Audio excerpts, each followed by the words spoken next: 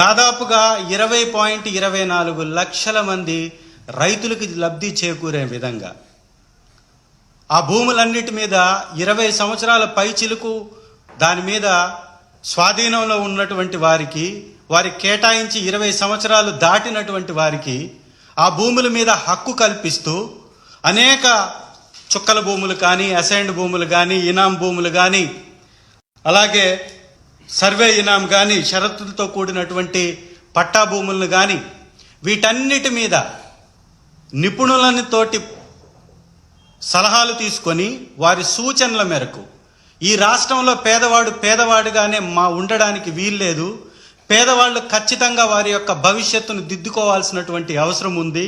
అత్యధికంగా దీనిలో దళితులు ఉన్నటువంటి వారు ఎక్కువగా ఉన్నారు.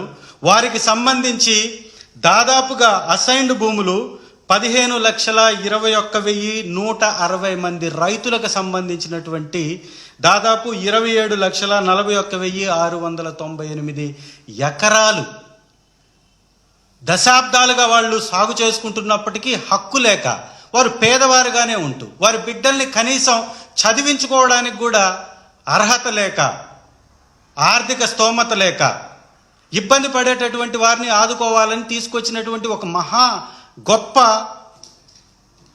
విషయాన్ని మీ అందరికీ తెలుసు. దాని ద్వారా అనేక మందికి లబ్ధి జరిగింది. ఇవాళ కూటమి నేతలు వారికి మాత్రమే మూటలనే విధంగా మంత్రి గారు అనగాని సత్యప్రసాద్ గారు ఈరోజు వారు కొన్ని వ్యాఖ్యలు చేశారు. అసెంబ్లీ సాక్షిగా కీలకమైనటువంటి వ్యాఖ్యలు చేశారు. 25,000 ఎకరాల అసైన్డ్ భూమి రిజిస్టర్ అయ్యాయంటే ఎందుకయ్యా మీకు అంత కడుపుమంట? ఏం కాకూడదా? పేదవాడు పేదవాడిగానే ఉండాలా? పెత్తందారి లాగానే ఉండాలా? కూటమి నేతలు మాత్రమే మూటలు దోచుకొని కట్టుకొని తిరగాల? పేదవాడు తను 20 సంవత్సరాల నుంచి సాగు చేస్తున్నటువంటి భూమి మీద హక్కు పొందడం అనేది తప్ప? దీని మీద ఎందుకు మీరంతా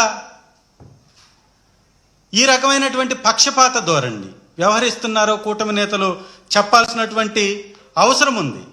వీరు చాలా విచిత్రకరమైనటువంటి మాటలు మాట్లాడారు. పేదవాడు ఎన్నో సంవత్సరాల నుంచి కలిగి ఉన్నటువంటి భూమిలో ఇన్సైడర్ ట్రేడింగ్ జరిగింది అంట. ఎలా జరుగుతుంది సార్? మంత్రి గారు, మీరు నిజంగా స్పృహ ఉండే మాట్లాడుతున్నారా? దీని మీద అవగాహన ఉండే మాట్లాడుతున్నారా? ఈ భూమి దశాబ్దాలుగా ఆ పేదవాళ్ళ దగ్గర ఉంది, ఆ దళితుల దగ్గర ఉంది, ఆ వెనుకబడినటువంటి వర్గాల దగ్గర ఉంది, ఆ మైనారిటీ సోదరుల దగ్గర ఉంది. దీనిలో ఇన్సైడ్ ట్రేడింగ్ ఎలా జరుగుతుంది?